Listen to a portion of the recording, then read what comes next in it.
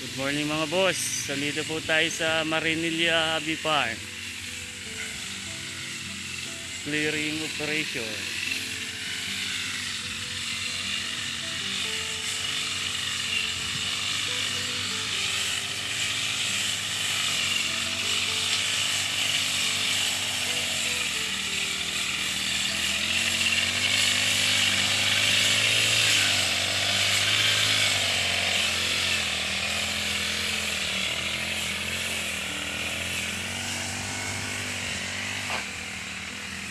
Shoutout po kay Bintang Tony. Magandang umaga boss. Fred and Drona. Magandang umaga po sa inyo.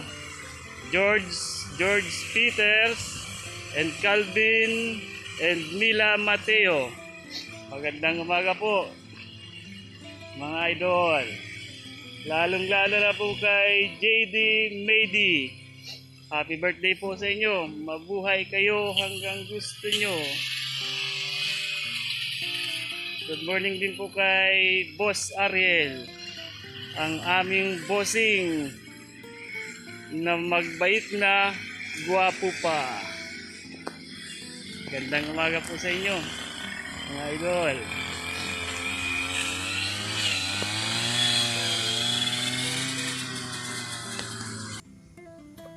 So June was here bright and early.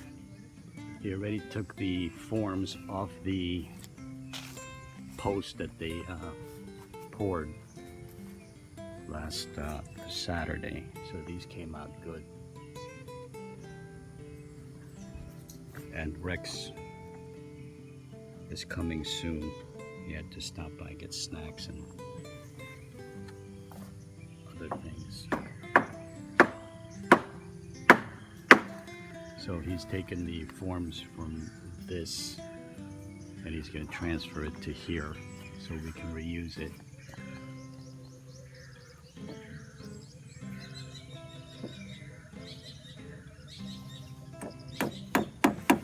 And the boys are here. It should be. Rex should be coming soon. I think that is Rex.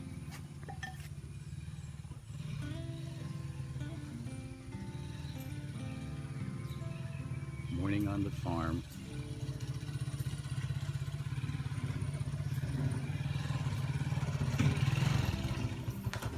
Right, let's see what Rex brought us. Oh, ganda ang style ni ano. 670. Ang ganda ng style ni Bunso.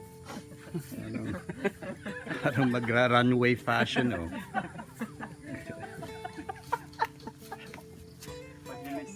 Bunso, baka ibang klaseng tao ang ano mo.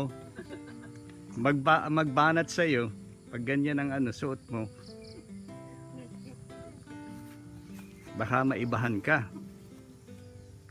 O baka yan ang talagang gusto niya matrak. Yeah.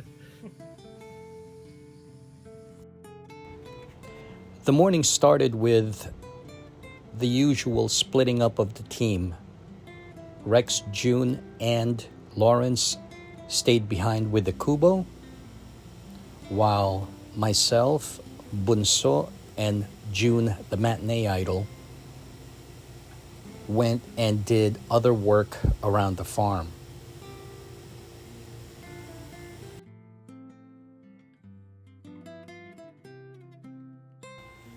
The first two columns turned out beautifully. So now June the Kubo maker is taking apart the different plates of the column that he just removed, and he is now encasing the rear two columns with the same mold, with the same process, so that we can get ready to pour cement into the mold. What I'm trying to do is to hopefully get these two rear columns formed, and then we can pour and give it about 24 hours to 36 hours. It depends on how hot the weather is and whether it rains. that's the main factor in when we can take the columns out. Also, another factor is that if the columns are vertical, we can take the molds out quicker than if the columns were running horizontal, like a beam.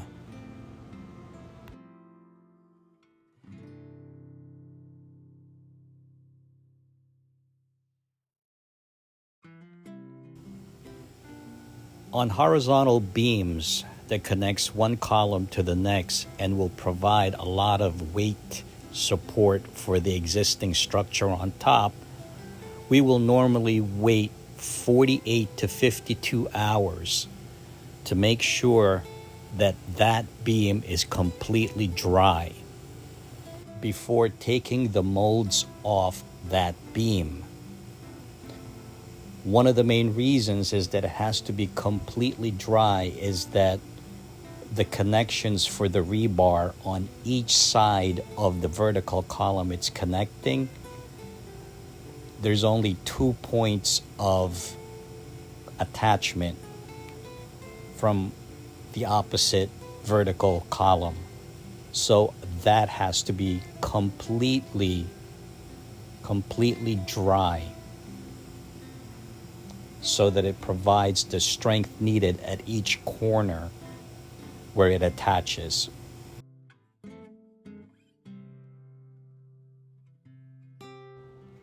While the camera takes time-lapse photography and video of Rex, June, and Lawrence and the Kubo build, Bunso, June, the matinee idol, and myself, we are working in the back rear of the lot, trying to add an additional maybe 200 to 250 feet of fencing that needs to be put in. This earth auger that I purchased in Bulacan and had shipped to Daet from Descarte Pinoy TV made short work of drilling 20 holes.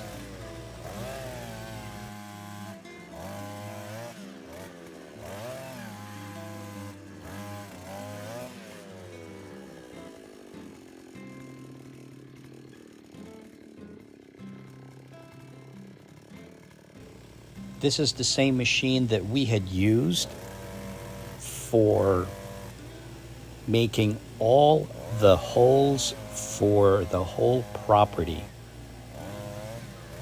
when we first built the fence. And up till now, it's working beautifully. It's a beautiful hole digger, and you literally take 1/20th of the time to dig a hole than if you were doing it by shovel. This is an area where we've been hit twice by thieves. The cliff on the backside of this isn't as steep as in the other part of the rear of the property. So what we were finding was that they were sneaking in, and then they would go to this area right here and throw all of their ill-gotten goods from the farm over the cliff and then down by the river, and then they would sneak them out in the back area of the opposite lot. So we decided to start putting new holes here while I got in touch with the local hardware and ordered 21 square 4x4 concrete posts to be delivered to the lot. If you've been following the channel, this area right here where there's a whole lot of barbed wire in the back of us is where the last time the thieves went up this short sloping cliff along the fence and brought in their water buffalo. and they stole a bunch of coconuts, and the water buffalo did a ton of damage to newly planted crops, especially the coconut trees and the mango trees. Plus, they also did damage to the banana trees. As we continued to work towards the afternoon, you'll notice in this shot there is a hauler that blocked the camera. Fortunately for us, our buddy Eton stopped by to give us an update on the well digging bastards. So please stay tuned for the next video, and I'll give you an update on our wandering nitwits. Have a great day. Please tune in, subscribe, share, and like, and help me, Rex, and the crew grow this channel. Thank you.